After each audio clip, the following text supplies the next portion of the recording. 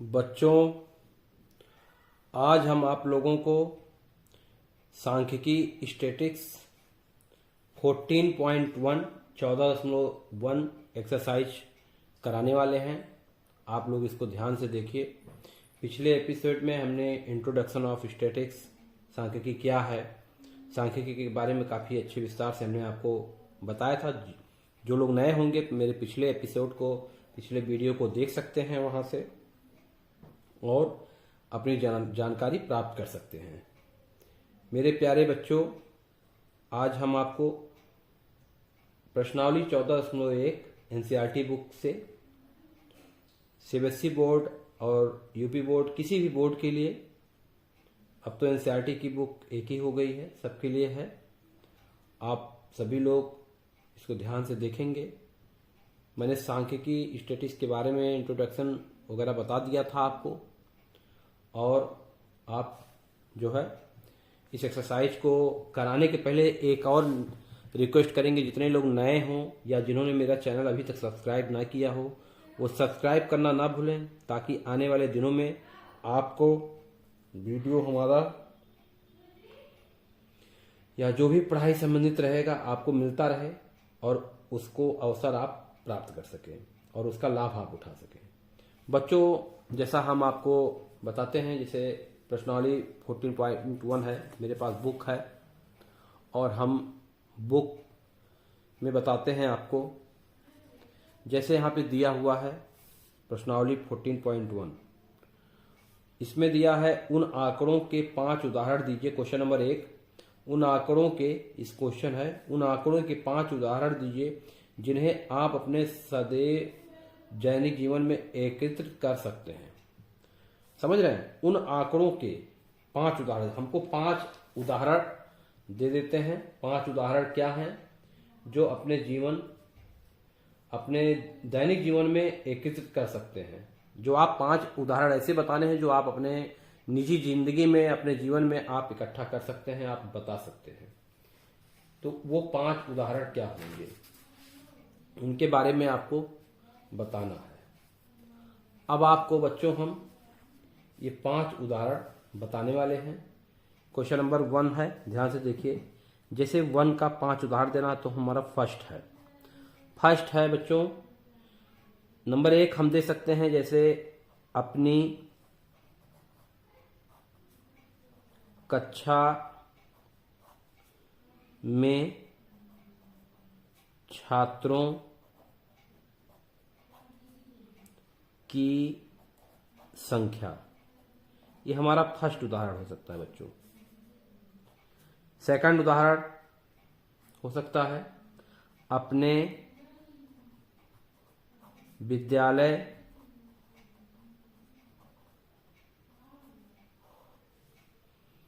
में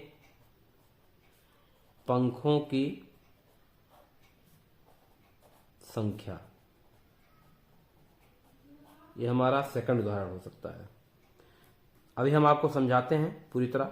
देखिए, अपनी कक्षा में छात्रों की संख्या, यानी अपने क्लास में आप क्या कर सकते हैं, छात्रों की संख्या बता सकते हैं, काउंटिंग कर सकते हैं। आप उसकी डाटा कलेक्ट कर सकते हैं, कलेक्शन ऑफ डाटा कर सकते हैं। अपने विद्यालयों में पंखों की, जैसे आपका विद्यालय है, विद्यालय में किस कमरे में कितने पंखे, किस कमरे कितने पंखे, मान लीजिए 10 कमरे हैं और एक कमरे में 4 पंखे लगे हैं चारों कोने पे, तो आपके 10 कमरे हुए तो 10 गुणे 4 बराबर 40, यानी 40 पंखे आपके स्कूल में लगे हैं। स्कूल के कक्ष के संख्या में जहां स्टडी होती है वहां पे 40 पंखे लगे हैं। इस प्रकार से आप कलेक्ट कर सकते हैं। तीसरा उदाहरण, चूंकि हमें 5 उदाहरण देना बच्चों, तीसरा उदाहरण हम लिख सकते हैं पिछले, आपकी मर्जी, आप कुछ भी उदाहरण दे सकते हैं। 2, जरूरी नहीं कि जो हम दे रहे हैं वही दीजिए। पिछले 2 वर्षों के घर की बिजली का बिल। एक उदाहरण माय डियर ये भी दे सकते हैं। चौथा नंबर है टेलीविजन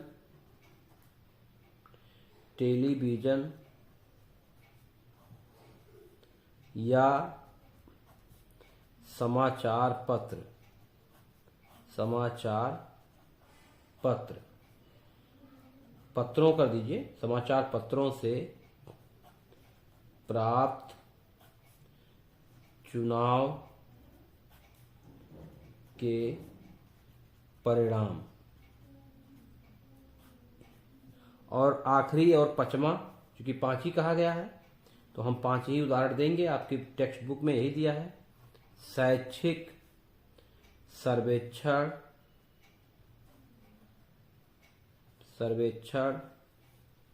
से प्राप्त साक्षरता दर के आंकड़े। ये उदाहरण। फिर भी आप अपने हिसाब से चूज कर सकते हैं, देख सकते हैं कि क्या हमें और उदाहरण दे सकते हैं, आप अपने हिसाब से भी उदाहरण दे सकते हैं। अब आपको मैं एक एक करके समझाता हूं। अपनी कक्षा में छात्रों की संख्या, आप अपने क्लास में छात्रों की संख्या जाके बता सकते हैं, काउंटिंग कर सकते हैं। ये दैनिक जीवन में आपका उपयोग होता है सब। अपने विद्यालय में पंखों की संख्या बता सकते हैं। पिछले 2 वर्षों के घर की बिजली का बिल, आप अपने घर की बिजली का बिल भी बता सकते हैं, कर देख सकते हैं, उसकी सूचना कलेक्ट कर सकते हैं। टेलीविजन या समाचार पत्रों से प्राप्त चुनाव, जो टेलीविजन पे आते नहीं परिणाम कि कौन सी पार्टी कितने जो है सीट पाए, कौन सी पार्टी कितने वोट पाए, कौन कैंडिडेट कौन जीता, ये सभी जो टेलीविजन से आप देखते हैं चैनलों पे, ठीक है, तमाम प्रकार के चैनल होते हैं, न्यूज एजेंसियां होती हैं। मैं यहाँ पे किसी व्यक्ति विशेष या किसी व्यक्ति का चैनल का नाम तो बता नहीं सकता हूँ, तो ना ही मैं किसी का प्रचार कर रहा हूँ कि मैं किसी चैनल का नाम बताऊं।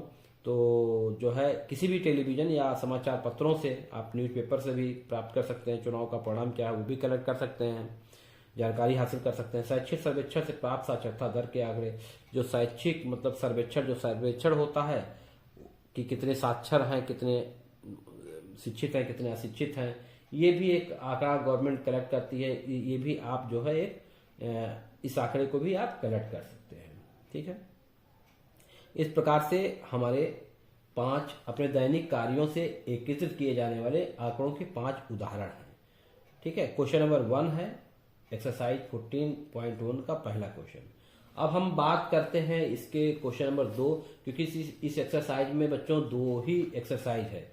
क्वेश्चन नंबर 2 अगर हम देख लें, क्वेश्चन नंबर 2 हम देख लें, 2 का क्वेश्चन का आंसर पहले में ही है, तो हमें कुछ अलग से लिखने की आवश्यकता नहीं पड़ेगी। तो क्वेश्चन नंबर 2 दिया है मेरे प्यारे बच्चों की। क्वेश्चन है कि मैं आपको बुक भी एक बार फिर से दिखा देता हूं, बुक मेरे बगल में रखा हुआ है। दिया है क्वेश्चन नंबर 2, ऊपर दिए गए प्रश्न 1 के आंकड़ों को प्राथमिक आंकड़ों या गौड़ आंकड़ों से वर्गीकृत कीजिए। बच्चों समझने वाली बात है, ठीक है।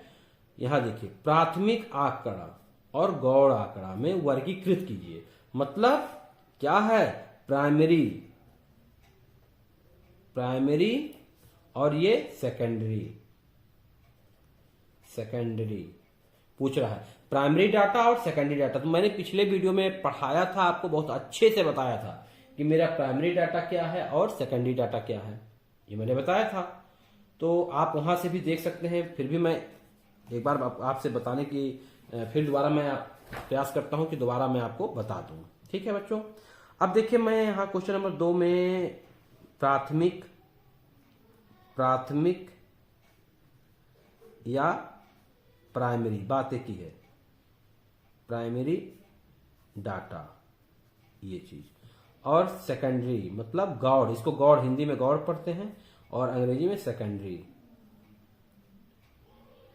डाटा, ठीक है, ये चीज। अब ये चीज क्या होता है बच्चों, ठीक है। अब इसमें आप देखिए ध्यान से, प्राथमिक डाटा वो है जो व्यक्ति सेल्फ मतलब स्वयं बनाता है जाके, और गौड़ डाटा क्या होता है, सेकेंडरी डाटा, जो हमको पूर्व में बताया गया है, पूर्व के जानकारी, ठीक है, या दूसरे से या दूसरे द्वारा, दूसरे के आंकड़े, दूसरे के आंकड़े को कलेक्ट करना, ठीक है, दूसरे के आंकड़े को लेना, ये होता है। जैसे बच्चों अगर हम कह दें, बच्चों अगर हम ये कह दें कि अगर हम ये कह दें आपसे कि अपनी कक्षा में छात्रों की संख्या, ठीक है, अब इसमें ये देखिए हम यहीं से देख लेते हैं, ठीक है, यहीं पे देख लेते हैं कि जैसे हमको कुछ मतलब डिफाइन देना, उदाहरण देना, तो ये मेरा क्या है, फर्स्ट नंबर क्या है, फर्स्ट मेरा क्या कहलाएगा, ये कहलाएगा प्राथमिक।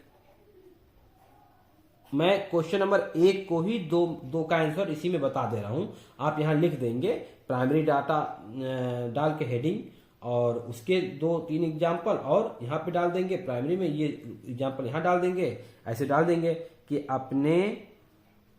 अपनी कक्षा में छात्रों की संख्या, ये डाल देंगे। फिर इसी तरीके से सेकंड और थर्ड, ये भी आपका प्राथमिक है, यह भी आपका प्राथमिक है, और ये आपका क्या है, ये गौड़ है, मतलब सेकेंडरी, ये भी आपका गौड़ हो गया, मतलब ये सेकेंडरी हो गया, और ये भी आपका सेकेंडरी, ये आपका प्राइमरी, ये भी आपका प्राइमरी, ठीक है। अब देखिए फिर यहां पे आप लिखेंगे अपने विद्यालय में पंखों की संख्या, ठीक है, आप ऐसे लिख लीजिएगा। फिर यहां ये लिखिएगा पिछले 2 वर्षों के घर की बिजली, ये आपके प्राथमिक प्राइमरी में ये एग्जाम्पल आएंगे, और ये आपके सेकेंडरी डाटा में क्या आएंगे, ये दोनों टेलीविजन, मैं शॉर्ट में लिख दे रहा हूं, आप समझ लीजिएगा, आप पूरा इसको लिखेंगे यहां, और ये साक्षरता, दूसरा, इसका पहला उदाहरण, इसका दूसरा उदाहरण, इसका पहला, दूसरा और तीसरा हो गया, ठीक है। अब मैं आपको इसी में समझाता हूं। देखिए बच्चों, अपनी कक्षा में छात्रों की संख्या, आप अपने क्लास में गए और छात्रों की संख्या देख रहे हैं कि कितनी संख्या है, तो ये आप सेल्फ गए, स्वयं गए, प्राथमिक डाटा है ये, आप वहां पे जाके आप सर्वप्रथम आप वो डाटा कलेक्ट कर रहे हैं, फर्स्ट इंफॉर्मेशन आप ले रहे हैं, तो ये आपका किसमें आएगा, प्राइमरी डाटा आएगा, प्राथमिक डाटा कहलाएगा। अपने विद्यालय में पंखों की संख्या, बच्चों तो अपने विद्यालय में आप सेल्फ जा रहे हैं, सेल्फ आप उसको काउंटिंग कर रहे हैं, आप 5 के बजाय 6 भी कर सकते हैं, गलती भी कर सकते हैं, 40 के बजाय 45 पंखे भी, तो ये आप सेल्फ आप डाटा कलेक्ट कर रहे हैं, स्वयं जाके आप उसको देख रहे हैं, आप डाटा को कलेक्ट कर सकते हैं स्वयं को, ठीक है। पिछले 2 वर्षों के घर की, आप अपनी बिजली, जो आपके घर की बिजली आती है, पिछले 2 साल, मेरे पिछले साल कितना बिल आया था, इस साल कितना बिल आया था, ये आप स्वयं कर सकते हैं, आसानी से कर सकते हैं। लेकिन बच्चों टेलीविजन या समाचार पत्रों से प्राप्त चुनाव, आपके चुनाव जो परिणाम आते हैं, रिजल्ट पूरे इंडिया में, पूरे भारत देश में आते हैं, ठीक है। अब हर जगह के आप चुनाव परिणाम तो जाके तो कर नहीं पाएंगे, आप उसको एक एजेंसी या एक टेलीविजन के माध्यम से, कई लोगों के माध्यम से जो काम होते हैं, सीधा सीधा समझिए कि जो कई लोगों के मिलाने पे, कई लोगों के मिला के जो डाटा कलेक्ट किया जाता है, वो हमारा सेकेंडरी डाटा है। इसमें क्या हुआ, सिर्फ आप लगे, अपने कक्षा में छात्रों की संख्या गिनने के लिए कौन लगे, सिर्फ आप, वहां सिर्फ एक व्यक्ति काम कर रहा है। अपने विद्यालय में पंखों की संख्या काउंटिंग करने के लिए सिर्फ एक व्यक्ति लग रहा है, आप लग रहे हो। लेकिन पिछले 2 वर्षों के घर की बिजली का बिल, ये स्वयं आप देख रहे हो अपने बिजली का। लेकिन आप यहीं पे देख लीजिए, जरा सा दिमाग लगाइए मेरे प्यारे बच्चों, कितनी बारीकी है, कितनी थोड़ी सी दिमाग लगाइए, कितना टेक्निकल है, कितना अच्छा है। टेलीविजन या समाचार पत्रों से आप बताइए, जैसे हर डिस्ट्रिक्ट में मान लेते हैं कि असेंबली हो या जो है एमपी का चुनाव हो, ठीक है, पार्लियामेंट ऑफ मेंबर का चुनाव हो, संसदीय का चुनाव हो, तो हर डिस्ट्रिक्ट में न्यूज एजेंसी के पत्रकार होते हैं, पत्रकार बंधु होते हैं, न्यूज चैनल होते हैं। हर डिस्ट्रिक्ट में उनके एक व्यक्ति होते हैं जो हर जिले में लगाए होते हैं। कोई भी न्यूज चैनल के हर डिस्ट्रिक्ट में लोग होते हैं। अब वहां कितने व्यक्ति लगे, मान लेते हैं कि जैसे 400 सीट है, 400 लोग, पूरे भारत देश में 400 लोग चुनाव लड़ रहे हैं। सपोज दैट हम मान लेते हैं, एग्जैक्ट कैलकुलेशन मेरे पास नहीं है तो मैं इसको, आप इसको अन्यथा मत लीजिएगा। तो जैसे मान लेते हैं बच्चों 400 लोग चुनाव इस पूरे इंडिया में लड़ रहे हैं 400 जगह से। अब 400 जगह से चुनाव लड़ रहे हैं तो 400 जगह पत्रकार होंगे, कम से कम एक चैनल के तो 400 लोग पत्रकार होंगे ही, एक एक जिले में एक एक। अब चैनल को कौन भेजता है सूचना, जिस दिन रिजल्ट निकलता है हर डिस्ट्रिक्ट से एक व्यक्ति भेजता है अपने न्यूज चैनल पे, जो उसका हेड ऑफिस होता है। हेड ऑफिस में भेजता है कि फला सीट से फला प्रत्याशी आगे चल रहा है या फला प्रत्याशी चुनाव जीत गया है। फिर दूसरे जिला का जो रहेगा प्रभारी, जो उसका अधिकारी रहेगा, जो भी पत्रकार बंधु रहेंगे, वो अपने न्यूज एजेंसी में हेड ऑफिस पे भेजेंगे मेरे जिले से ये। तो कहने का मतलब है कई लोग मिला के, कम से कम 400 लोग मिला के 400 सीट का रिजल्ट वो अपने हेड ऑफिस में दिए। कई लोग, इसमें कई लोग लगे, एक लोग तो लगे नहीं। जब कई लोग एक ही डाटा के लिए जब कई लोग लगाए जाते हैं और वो एक जगह एकत्रित किया जाता है तो उसको हम सेकेंडरी डाटा कह सकते हैं। ये मैं एक टेक्निकल आपको बताया हूं, आसानी से एक एग्जाम्पल मैंने आपको दिया है ताकि आपको कोई कंफ्यूजन बच्चों ना हो। इसी तरीके से आप समाचार पत्रों से तो देखिए चुनाव के परिणाम कोई एक व्यक्ति तो करता नहीं, एक व्यक्ति तो उसमें कई लोग लगते हैं, तब जाके न्यूज एजेंसी को मिलता है जो चैनल है, और चैनल पे के माध्यम से, टीवी के माध्यम से हम सभी लोग उसकी जानकारी लेते हैं कि कितनी सीट कौन पाया, कौन जीता, कौन हारा।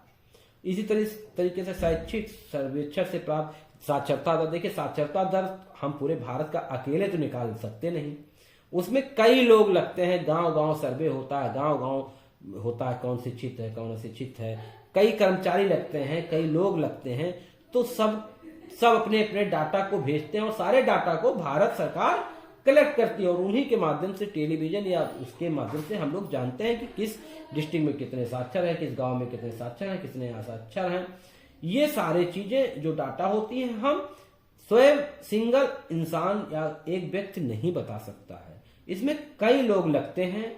जब कई लोग लगते हैं किसी एक सर्वे के लिए, एक डाटा के लिए, जब कई लोग लगते हैं, कई व्यक्ति लगाए जाते हैं, तो उसे हम क्या कहते हैं मेरे प्यारे बच्चों, सेकेंडरी डाटा कहते हैं, मतलब गौड़ डाटा कहते हैं, इसको हिंदी में गौड़ बोलते हैं। ये चीज हुआ। तो हमको बताना था कि प्राइमरी डाटा, मतलब वही प्राथमिक को इंग्लिश में प्राइमरी डाटा बोलते हैं, प्राथमिक डाटा और गौड़ डाटा क्या है, क्या अंतर है। तो हम इस प्रकार के उदाहरण दे सकते हैं कि ये हमारे उदाहरण हैं। ओके, मुझे लगता है बच्चों मेरी क्लास आज की आपको समझ में आई होगी।